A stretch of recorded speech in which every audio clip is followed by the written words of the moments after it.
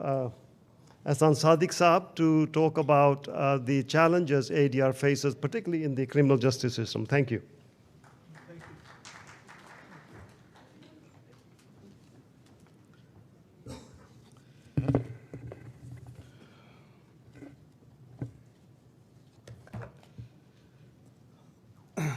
Bismillahirrahmanirrahim. Honorable Chief Justice Islamabad High Court, Mr. Justice Atar Minullah, Honorable Judges, Dr. Shoaib Sadal Saab, members of Bar,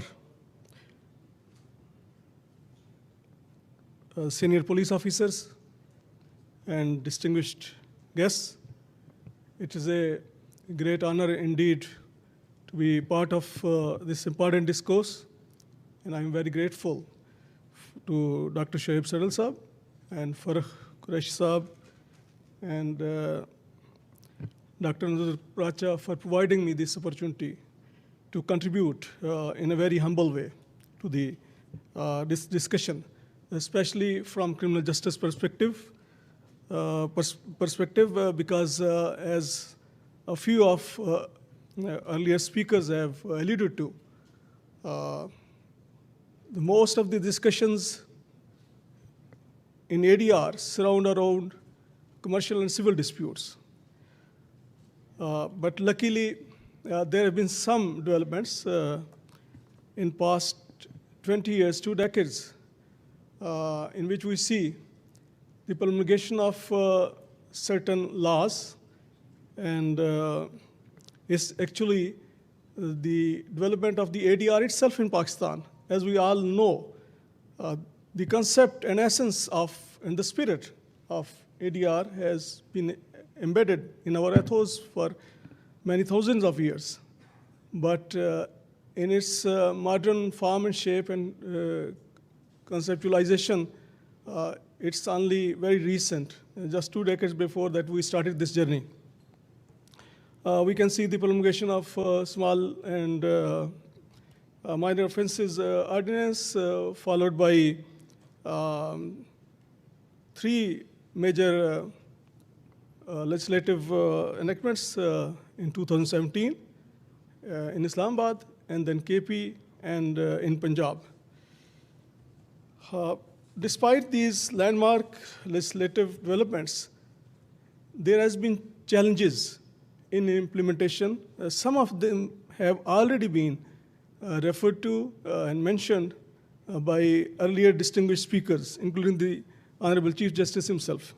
But still, at the cost of repetition, I would reiterate them just to reinforce the importance and gravity of those challenges.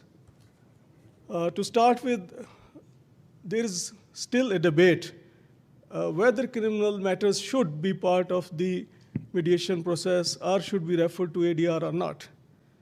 Although, as I mentioned, there have been laws now in place under which courts can refer criminal matters falling under Section 345 of CRPC to neutrals and ADR forums, but still there is a little operationalization in this context. And at conceptual level, there is still debate going on whether the state should be a party to all disputes or whether it should be treated as a matter between 2 individuals. And this debate is not, ladies and gentlemen, limited to Pakistan only. It's even those countries where the use of ADR is much widespread in commercial and civil disputes. Another issue that faces us from criminal justice perspective when we talk of ADR is that mainly courts, and to some extent no, police has been made part of the ADR process in sense of referring the criminal matters to ADR forums. But still, police in many parts of the Pakistan is not legally empowered.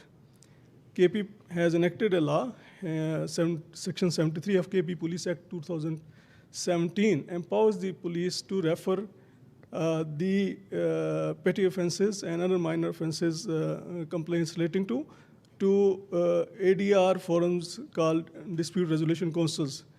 Though police do refer informally in other provinces to such matters to dispute resolution committees and Misalti committees, as we call them, but still there is no legal cover for that. Moreover, once case is registered, there is no enabling provision for police to refer such cases to any mediation forum. And thirdly, the prosecution, we heard mention of prosecution by very learned speakers earlier on. They are not empowered to conduct mediation during trial on the pattern of plea bargain that we witness in USA, and India has also enacted, amended the CRPC to provide for provision of, to provide for plea bargain in their law.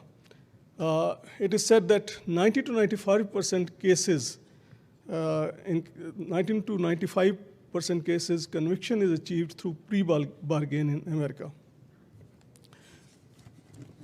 Ladies and gentlemen, another challenge that we face in ADR from criminal justice perspective is that there is very limited use of formal ADR mechanism, despite the fact that at societal level, the people use the informally and undocumented ADR mechanisms in a very widespread manner.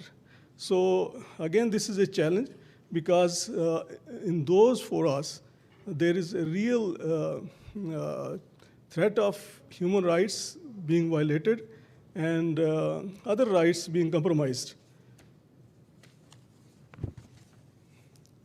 We talked about the ownership at both political level and institutional level.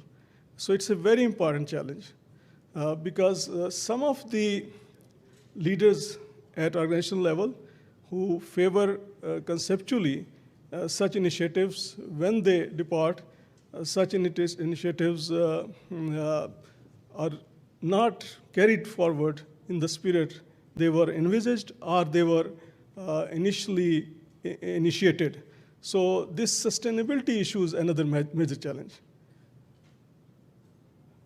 Then another issue is that there are inadequate standards, rules, and procedures. And that pertains to a point earlier made about the operationalization of the laws, translating them into practice. So on that account, we still lag behind. This issue has already been discussed. The capacity, the competence, and the training of the mediators, but also of the judicial officers as well the police officers who are supposed to refer these cases and select those cases, on what basis they select, which cases they select, how they view it, how they subsequently review the decisions made by the ADR forums is very important. So their capacity needs to be built on those areas. Accreditation is very important of both the ADR centers, ADR training providers, and also the certification of the mediators. We have heard that some initiatives have been taken to certify and to train mediators. That's a very good development, but it's still a very limited. Another key area which remains a challenge is the support from most of the participants who are sitting at the bar, because they are very important stakeholders in the criminal justice system, and without their support, wholehearted support, no such initiative can succeed. So it's important that all such initiatives be taken with the consent and support of the bar, and bar should not feel it as it is being adversely proposed. Another major challenge is that, and the Honorable Chief Justice again alluded to that there is a lack of awareness. People really don't know that so many forums and so many initiatives have been taken and these laws exist. So I think awareness raising is again a key challenge in mainstreaming ADR in Pakistan.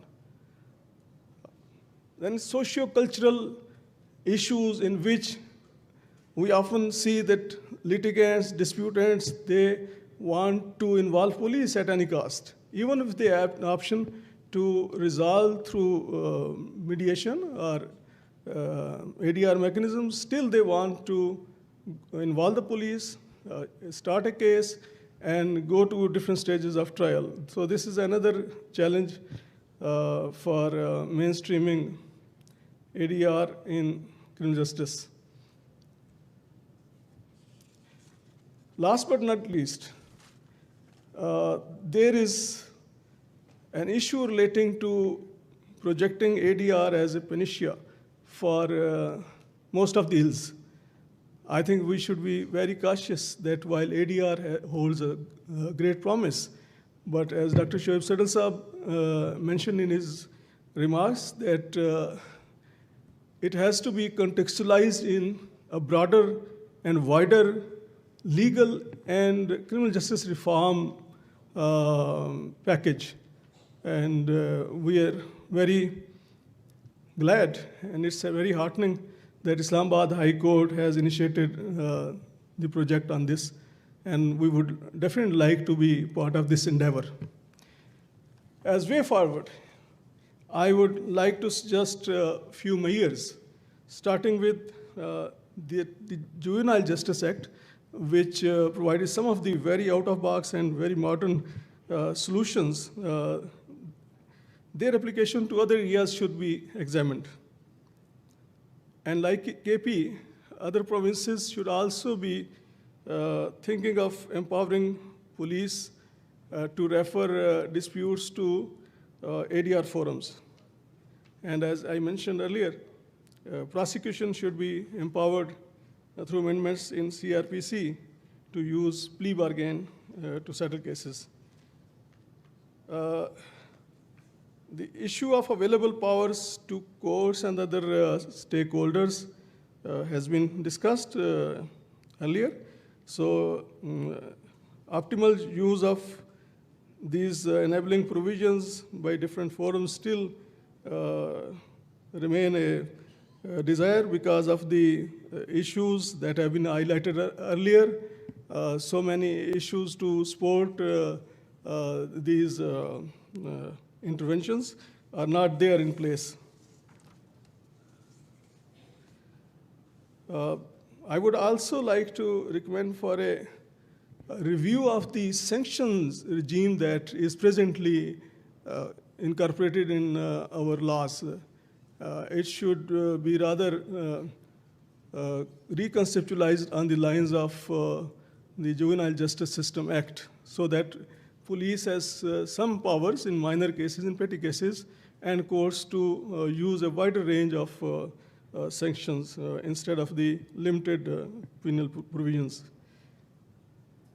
There should be inbuilt safeguards against any potential harm or any potential damage to any of the disputants who is a weaker party in a dispute.